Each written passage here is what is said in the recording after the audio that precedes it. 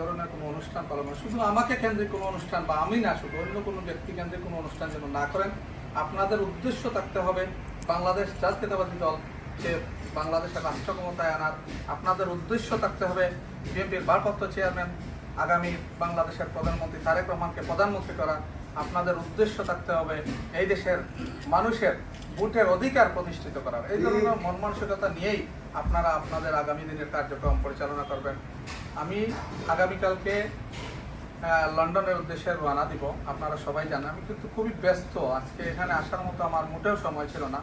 আমাকে যদি জনি আগে বলতো আমি কিন্তু মানা করতাম। আমি মেডিকেলে যাওয়া, এখানে আমার মেডিকেলের আমার কিছু ভাই ব্রাদার ছিল, আমাদের ওই যে সম্রাট ভাইয়ের চাচা ভাইয়ের ওখানে একটা প্রোগ্রামে গেছে। সে হঠাৎ করে আমাকে বললো যে এখানে তুষার ভাইয়ের সাথে তো আমার আগে থেকেই পরিচয়, আমার ভাই।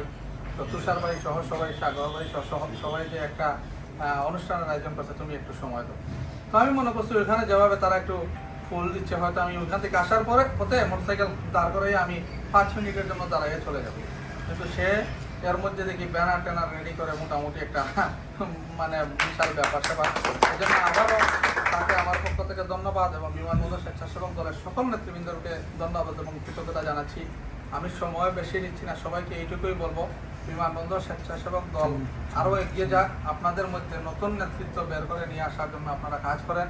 যারা ত্যাগী, যারা দলকে সময় দিতে পারবে, যারা 31 দফা বাস্তবায়নে অগ্রণী ভূমিকা পালন করবে, যারা বিএনপির ভারপ্রাপ্ত চেয়ারম্যান তারেক রহমানকে প্রধানমন্ত্রী করতে বিশেষ ভূমিকা পালন করে, তাদেরকে দিয়েই আগামী দিনের একটি সুন্দর স্বেচ্ছাসেবক দল বিমানবন্দর থানা প্রতিষ্ঠিত হোক, এই আশা এবং প্রত্যাশা ব্যক্ত করে আবারও আমার ব্যক্তিগত পক্ষ থেকে এবং বাংলাদেশ জাতীয়তাবাদী দল পর্তুগাল শাখার পক্ষ থেকে সবাইকে ধন্যবাদ এবং কৃতজ্ঞতা জানিয়ে আমি আমার সংক্ষিপ্ত কথা এখানে শেষ করছি।